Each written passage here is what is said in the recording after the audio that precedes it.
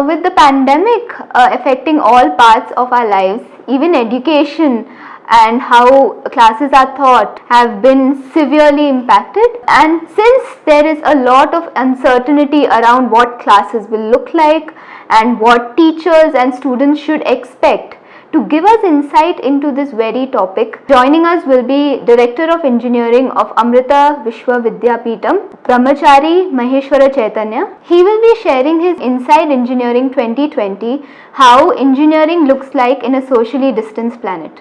Thank you for joining us, sir. It's a pleasure to have you. Do you think it's a better idea if students take up PG now, even if they hadn't planned for it, so that they can graduate in a year or two and then probably the job market will be much better for them? So it is like this.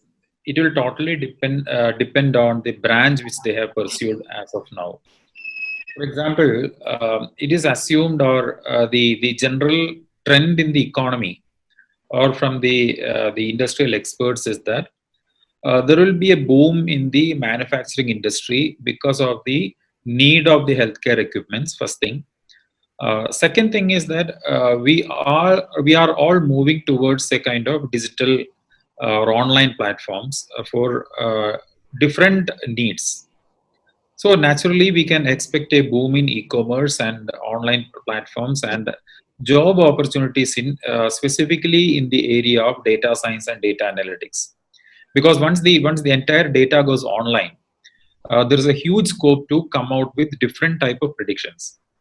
So what I would suggest, or I would say, is that the students who are in kind of a computer science related programs, they can find, or they will definitely get a job. There is no harm in that. But again, that will depend on their skill sets. So let us talk about those who are in communication or electrical engineering or similar type of circuit branches. I would suggest to go with a kind of PG program, especially in core engineering, where companies have even now started working with the educational institutions to recruit these students with PG. But again, that will also, mean that it requires high skill sets. And those who are in mechanical kind of branches will certainly have job opportunities, but it will take at least one more year. Once the pandemic is settling down, the factories have to restart the functioning, perhaps with a lower number of employees. But again, the underlying point is that if the students passing out in this year or next year um, are looking for a job, it is essential to have the required skill sets as expected by the industry. When it comes to teaching online, do you really think that absolute core engineering can be taught effectively when you take those classes virtual? Certainly not. See, there are various solutions to this problem. The first thing is that they should have the fundamental understanding of the theoretical aspects. The second thing is that where they'll be able to apply these theoretical aspects, whatever they have learned in the classroom, whether it is online or offline. So once they have the understanding, basic theoretical understanding, they have to find out the ways in which it can be implemented. So one of the ways to just to keep their learning on track is to use the simulation softwares, or what we call as virtual labs. So everything is now virtual. You can do everything online. There are a lot of online platforms, offering the training even for mechanical engineers or aerospace engineers. But once the situation is conducive, or situation is friendly, then they should start looking for internship opportunities. It is not 100% sure that everybody will have the internship opportunities, but at the same time, it is essential that they should look for the internship opportunities, try to implement whatever they have learned in the classroom, and then they get ready with the theoretical and practical aspects. When it comes to the industry itself, the sector is under extreme duress, and the general perception is that there is not much that teachers or educational institutions can actually do right now. But can you give us an insight into how much of an economic impact is the lockdown actually having on educational institutions, because we don't really know that side of the story? The thing is, it is certainly sure that there are teachers who are not ready or readily equipped with the infrastructure required for online teaching. So at the same time, there are a lot of alternatives that can be explored. For example, there are students who find it very difficult to, get the data connectivity in villages. There are students who are not able to get, enough power supply or required power supply, the power cut, and or because of the natural calamities issues, they're finding it difficult. But then, as an educational institution, what we can do, or from a university point of view, what we can do is we can certainly look for better methods of evaluation, which is already existing in the education sector, like giving them home assignments, or doing a kind of viva voce over the phone after giving them the assignments and evaluating them, and give them sufficient time to answer the questions, finding out the question, or finding out the solutions for a project. So a project based evaluation, with proper analytical questions, and evaluating their analytical skills by giving them more time, people will be comfortable with that. And definitely it requires a huge effort from the teacher's side. And in case if teachers are not able to offer such courses or such kind of evaluation systems, what the education institution can adopt is, we can always ask the students to take any online course offered by the government of India. There are a lot of online courses in NPTEL kind of portals, or we have, Amrita has got a collaboration with Coursera.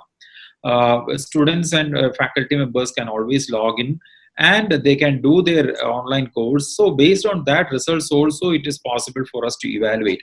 So it depends on how you make use of the opportunities. There are plenty of opportunities. For example, let me give a small example. Telegram is a messenger system or messenger software which is used to primarily used to chat.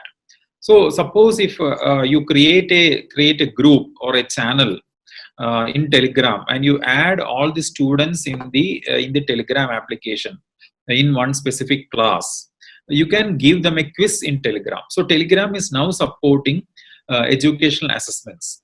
So what I can do, I can enter 50 questions, and I can set the timing for the question, timing for the entire quiz. Based on that, I can evaluate. So there are a lot of opportunities, because I feel that there may be hardly few students who doesn't have a smartphone, maybe 1% or less than 1%, and most of them have access to applications like Messenger. So which means that it is possible, if we explore the opportunities or the existing platforms that are already available now, definitely 100% sure that the evaluation can be done in a better way. What do you think will happen to those students who've already received their offer letters and were asked to join in June and are waiting to sort of get into the industry? What do you think? Do you think their status will change, or do you think their offer letters will be sort of taken back? Yeah, again, I would connect this to the first question which we had. Primarily, it will again depend on the sector of their employment. If it is an IT industry or core computing industry, the chances of letting off is very less. Most of the companies will definitely recruit them. Perhaps there can be a pay cut, or the whatever was offered may not be, or promise may not be, they may not be able to offer that. But at the same time, the students who are on the verge of losing the offer, What I would say is they should try to do some kind of internship without expecting any pay. They can always try to upskill themselves using with the online course platforms. Certainly, it is possible for them to get a kind of part-time job.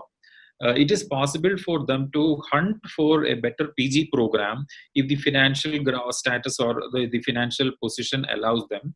But what the underlying thing is that they should not be too much concerned about these things, because it matters a lot for them. After spending 4 years, in a college, or by investing so much of money, what I would suggest is that they have to wait and see the situation, but they have to be ready.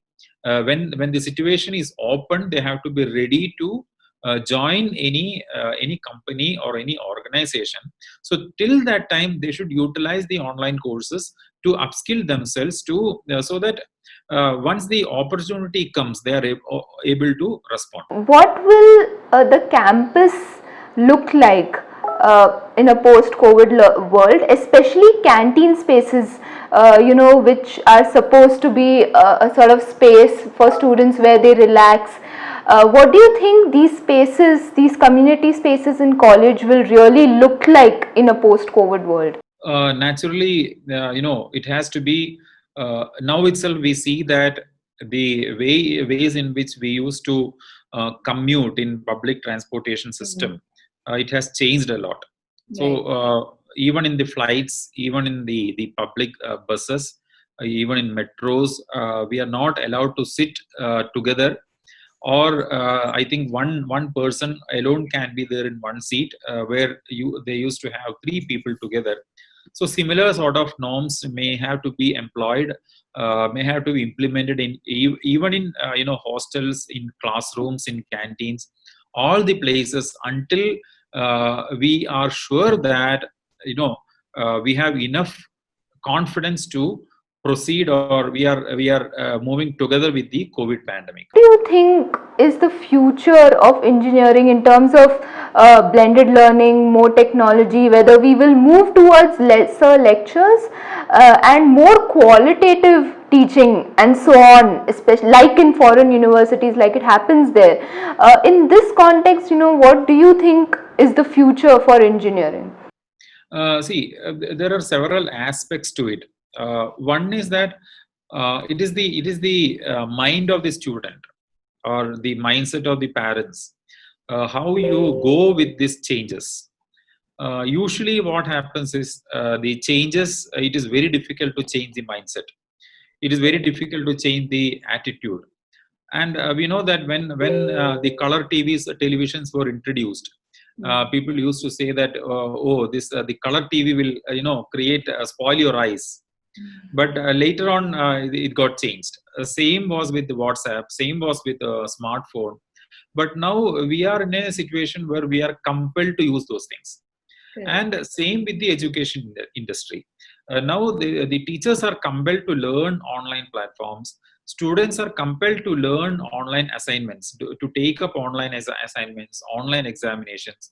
With whatever glitches we have, whatever issues we have, they have to comply with. There is no other option.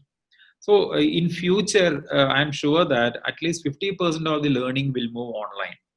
At least I'm sure that UGC or MHRD themselves will bring in a policy where the curriculum itself may have or should have at least 20 to 30% or 20 to 30 credits to be earned through online courses. So blended learning will definitely happen. Online teaching will definitely happen. But at the end of the day, it will all depend on the assessment. How the students are assessed, how good they are in analytical skills, how good they are with the skill sets which is expected by the industry. So it will depend on different people, the mindset, the culture, the everything. But nowadays, what I have seen is that those who are allergic to smartphone, they are using it. Those who are allergic to online payments, applications like Paytm, they are now using it. They are bound to use. And even the industry trend is like, people will more depend on delivery boys to even for food. So that is the situation. We used to fear about the location, switching on the location in the smartphone. But we are now prone to switch on the to order food in Swiggy or Uber Eats. So that's the attitude. We are now compelled.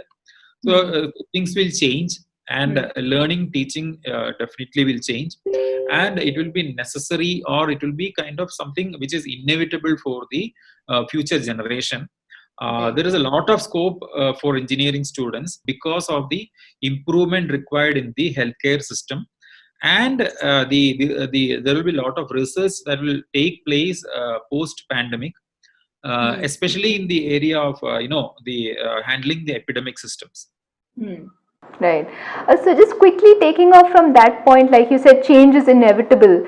Now, is this change, this shift to online, is it for the better, or because we Indians being Indians, will we just lapse back into our old ways, old traditional ways of learning, or is this really here to stay? See, when you ask, whether it is better, it is for better or not, it will certainly depend on the individual. For example, let me say that people use WhatsApp to communicate better. Right. There are people who use WhatsApp to share comedy videos, or to share fake news. So it will depend on how you utilize it. See, anything created by man can be used or misused. Right. It is the same with online technologies. Then what happens is there will be cyber loss. I remember when we started using WhatsApp maybe 10 years back, there was no such law. There was no issue if you share any fake news. But now government has brought up stringent measures. Even the WhatsApp company is bound to give the details of the user who shared the fake news. So that is the kind of it will depend on all depend on the person who is ready to accept it. So let me take an example. For example, if I am doing a course in Coursera, I am the person who need to upskill myself. So whenever the questions are posted in Coursera or any online course platform, I always have an option to do a Google search and find out the answer. But then I'll not be able to prove my skills when I go for an interview. That's right. So what it means is that if I want to use it honestly for the benefit of the society or for the benefit of myself, I can use it. Or if you want to misuse it or utilize it from a different way, that also is possible. But that will stop once the laws come into force, once the government is very strict about the online cyber laws. Lately, especially in the past few years, we've been seeing cases of how some engineering colleges are shutting down because other than, of course, the top 100, 200 colleges, there are low quality colleges putting out low quality engineering students out there. So do you think these particular group of colleges are creating a perception problem when it comes to engineering? Let me explain from a different point of view. There were news in the past 1 or 2 years. There has been several reportings by the newspapers and the media saying that the unemployment of engineers, unemployment of the engineering graduates who are coming out of engineering colleges, they are not able to get a proper employment. So where exactly is the problem? Is it the problem with the college, or is it problem with the industry, or is it problem with the students? So I would put it in a different way. Because I had this conversation with one of the top senior officers in TCS, and the thing is, once the technology started booming up, once the technology has taken its place in different domains which we never expected. For example, let us say a robot doing a surgery in a super specialty hospital. We never expected that. Maybe 2 to 3 years back, we never expected. So what is the demand of the industry? What is the skills expected by the industry? Whether the educational sector is ready to deliver those skill sets to the industry. That matters a lot. So once the colleges are not able to provide that kind of facility, that kind of skill set, if they are not able to equip these students for the industry, then naturally the employment will go down. That doesn't mean that there is no job. There are jobs. There are jobs ready, because I know that, you know, in our own case as example, our own college, we have almost like 95 to 96% of students who are placed in companies. So which means that there are jobs. It matters when it comes to recruitment. Let me give you another view. Maybe 5 to 6 years back, I know that there were companies like Infosys, TCS, and CTS. They used to do mass recruitment. Now you need skilled students. Now you need students who are ready to accept the technology. Technology in the sense, once the AI, once ML, deep learning, and those kind of technologies started encroaching different domains. Different domains in the sense that you cannot say that a computer science engineer is expected to work only in the IT industry. He may be working in healthcare industry, because he should be able to handle the data. So that is the case now. It is changing. Students will have to think from a interdisciplinary point of view. And we all know that the younger generation, the kids are more tech savvy now, because almost all the parents give smartphones to the kids, at least to console them. So we have started programming the kids in such a way that they cannot deny technology. So once they come to the schools, or once they come to the colleges, whether the teachers in the schools and teachers in colleges are ready to accept it, that matters a lot.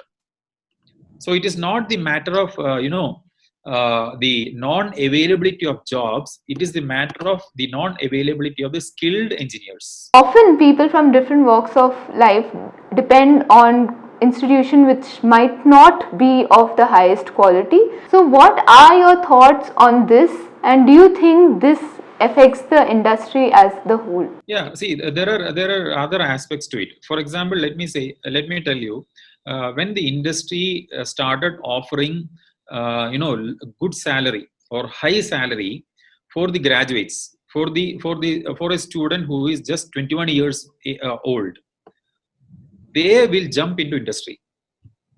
And there is naturally a lack of experienced or good faculty members required for the academic domain. So there is no balance. It happened, recently only, when the central government started hiking the salary of the teachers, then there is a kind of interest coming up. But even then, I will say that whether I'm ready to accept technology for the students. So it is the mindset of the teachers, it is the mindset of the academic community. Thank you so much, sir, for being with us. It was a pleasure talking to you. If you have any queries about engineering or would like to know about how to get admission, please leave a question in the comments below, and we'll have faculty of Amrita Vishwavidyapeetham reach out to you.